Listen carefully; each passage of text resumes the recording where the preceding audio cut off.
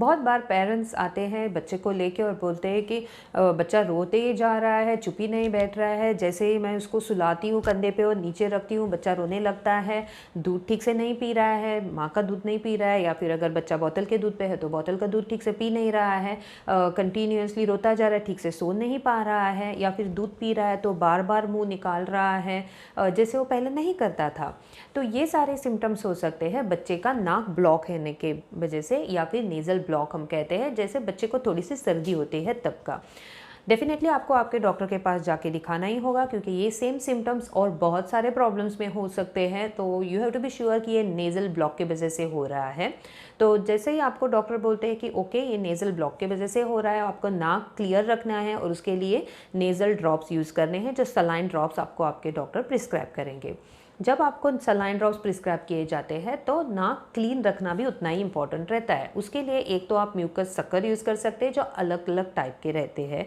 तो आज का मेरा लेक्चर इसी पे रहेगा कि बेबी का नाक कैसे क्लीन रखना है इन म्यूकस सकर से, और अलग अलग टाइप के जो आपके अवेलेबल है।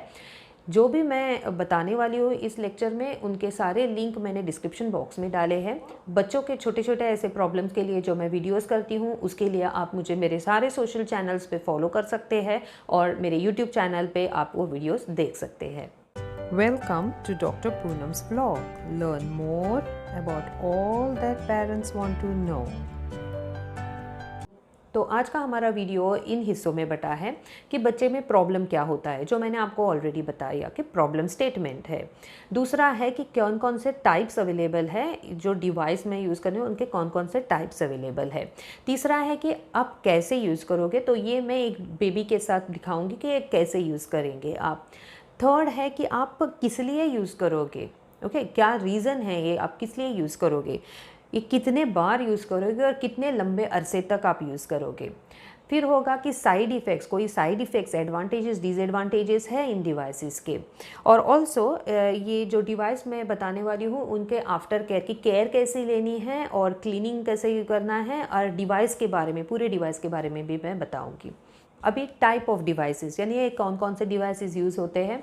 तो एक रहता है ये म्यूकस सकर, जो रहता है पूरा रबर बॉडी का, तो पूरा एक ही रबर बॉडी का रहता है। और इसे यूज़ करने के लिए आपको वो प्रेस करना है, जो बल्ब की तरह दिखता है पीछे का एंड, मोटा एंड, उसको प्रेस करना है। जो आगे का नुकीला एंड है उसे बच्चे के नाक के अंदर डालना है, और फिर जो मोटा एंड आपने प्रेस किया है उसको रिलीज़ करना है ताकि वो अंदर से खींच निकाले। तो ऐसे खींचता है, ओके। अभी इसका एडवांटेज ये है कि एक ही यूनिट है तो आपको अलग अलग पार्ट्स रखने की ज़रूरत नहीं, एक ही आप रख सकते हैं। डिसएडवांटेज, एक क्लीन कितना होता है उसका आपको पता नहीं चलेगा, तो इसलिए मैं पर्सनली अवॉइड करती हूँ ये यूज़ करना। इसका क्लीनलीनेस कैसा है, आपको ज़रा सा गर्म पानी में वो डालना है, प्रेस करना है ताकि पानी उसके अंदर जाए, हिलाना है, मे बी थोड़ा सोप आप यूज़ कर सकते हो, फिर वो पानी पूरा निचोड़ के बाहर निकालना है। और ओवर टाइम ये सारा पूरा चिपचिपा हो जाता है, तो वो उसका डिसएडवांटेज है। अभी ये दूसरा टाइप का है जो सिलिकॉन का रहता है। इसमें दो पार्ट्स रहते हैं, तो एक आगे का पार्ट रहता है जो नुकीला एंड रहता है जो नाक के अंदर जाएगा, दूसरा रहता है हॉलो एंड, बड़ा वाला बल्ब की तरह। तो आप ये ओपन कर सकते हैं और उंगली से आप इसको क्लीन कर सकते हैं। प्रेस करना है, नाक में डालना है, फिर छोड़ना है, फिर वो निकालेगा। अभी इसका डिसएडवांटेज क्या है कि ये दोनों का, पहले का और दूसरे का डिसएडवांटेज है कि प्रेशर एक ही रहता है, आप ज़्यादा ऊपर नीचे नहीं कर सकते। अभी तीसरा टाइप है ये, जो इंडिया में भी अवेलेबल है और बाहर तो बहुत सारे लेडीज़ आपको ये यूज़ करते हुए दिखेंगे। बाहर तो उसका बहुत कॉस्ट है, इंडिया में क्वाइट चीप अवेलेबल है एंड ईजिली आप यूज़ भी कर सकते हैं। अभी इसका एडवांटेज ये है कि आप क्लीन बहुत अच्छे तरह से कर सकते हो। प्रेशर जो है आप ऊपर नीचे, आपको जितना चाहिए ज़्यादा, आपको जितना चाहिए कम कर सकते हो, डिपेंडिंग कि नाक में कितना ब्लॉक है इसके ऊपर वो डिपेंड रहता है। एंड पर्सनली मैं ये बहुत पसंद करती हूँ, मैं ये बहुत एडवाइस करती हूँ पेरेंट्स के लिए। ये है म्यूकस सकर जिसके बारे में मैं बात कर रही हूँ। ये ऐसा दिखता है। अभी ये दो ट्यूब्स रहते हैं और इसमें एक चेम्बर रहता है जहाँ पर सब कुछ म्यूकस आके बैठेगा। ये रहता है बेबी एंड, यानी ये जो होता है ये बेबी के नाक के अंदर जाता है। और दूसरी जो ट्यूब है, ये ट्यूब जाती है माँ के मुंह में या केयरटेकर के मुंह में। चेम्बर में सब कुछ आके, जो भी म्यूकस होता है वो चेम्बर के अंदर कलेक्ट होता है। जब आप खींचोगे, ये म्यूकस खींचोगे तो आपके मुंह में कुछ भी नहीं आएगा। क्योंकि सब कुछ एक तो ट्यूब में या चेम्बर में जाता है। हर एक पार्ट इसका डिटैचेबल है, यानी आप ओपन करके आप इजीली क्लीन कर सकते हैं।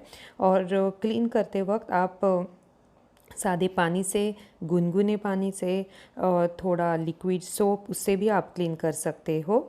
आप चाहे तो इसके लिए वो छोटा स्ट्रॉ ब्रश जो मिलता है वो भी यूज़ कर सकते हैं, उसका मैंने लिंक नीचे दिया हुआ है। ये आपको बॉईल नहीं करना है, क्योंकि जो कुछ भी आएगा वो बेबी के शरीर के बाहर आएगा, अंदर कुछ नहीं जाएगा। अभी नेक्स्ट मैं दिखाऊंगी ये बेबी पे कैसे यूज़ करते हैं। तो जब आप बेबी पे यूज़ करते हैं, सबसे पहले ये सलाइन ड्रॉप्स आप बेबी के नाक में डालोगे, 2 बूंद एक साइड में, 2 बूंद दूसरे साइड में।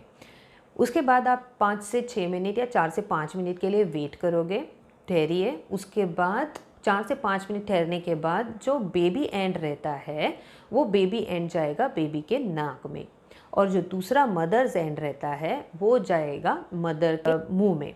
और उसके बाद ज़ोर से आपको सांस अंदर खींचनी है, ऐसे। तो जब ये आवाज़ आता है तो उसके साथ नाक में जो अटका हुआ म्यूकस होता है वो भी बाहर आ जाता है। अभी थोड़ी चीज़ें आपको याद रखनी है, यानी अगर ये बेबी एंड बेबी के नाक में ठीक से फिट नहीं हुआ तो आपको जब आप मुंह से खींचते हो तो ऐसे आवाज़ आएगा। अगर ये बेबी एंड बेबी के नाक में स्नगली फिट हुआ है, यानी ठीक से फिट हुआ है, तो आपको आवाज़ ऐसे आएगा। और आपको वो ना एनर्जी भी लगेगी जब आप खींचते हो। अगर आपने ठीक से खींचा तो डेफिनेटली कुछ ना कुछ नाक से म्यूकस आएगा। अगर आपने ठीक से खींचा नहीं तो आप बोलोगे इस डिवाइस का यूज़ ही नहीं है। तो आप जो भी यूज़ कर रहे हैं देखिए कि आप ठीक से यूज़ कर रहे हैं या नहीं। अभी क्यों यूज़ करें, वाई टू यूज़ इट, तो मैंने प्रॉब्लम स्टेटमेंट ऑलरेडी किया है। क्योंकि बच्चे को सांस लेने को दिक्कत होती है। जब बच्चा छोटा होता है उनको हम नेज़ल ऑब्लिगेटरी नेज़ल ब्रीदर्स बोलते हैं, यानी उनको सिर्फ नाक से सांस कैसे लेना है वो पता होता है, उनको मुंह से सांस कैसे लेना है वो पता नहीं होता। तो जैसे उनका नाक ब्लॉक होता है, वो मुंह खोल के सांस नहीं लेते, तो उनको इरिटेशन होता है क्योंकि उसको सांस नहीं आ रही है। स्पेशली जब माँ का दूध पी रहा है या फिर बोतल से दूध पी रहा है, तो मुँह में तो बोतल या ब्रेस्ट है और नाक भी ब्लॉक है, तो सांस कहाँ से लेगा। इसलिए बच्चा बार बार मुँह ओपन करता है, सांस लेता है, फिर से दूध पीने के लिए जाएगा। इसलिए वो इंटरप्टेड फीडिंग, यानी फीडिंग ठीक से नहीं हो पाता बच्चे का।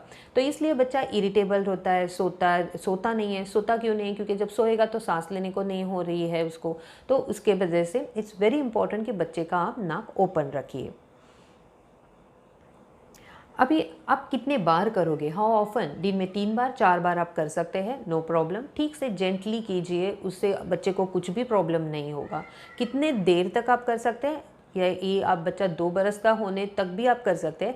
वैसे भी जैसे बच्चा बैठने लगता है तो नाक आगे से ऐसे बहने लगती है, तो वो नाक ब्लॉक होने के प्रॉब्लम्स कम होते हैं। तो आपको एटलीस्ट 6 महीने तक या फिर 2 बरस तक तो यूज़ करना पड़ेगा।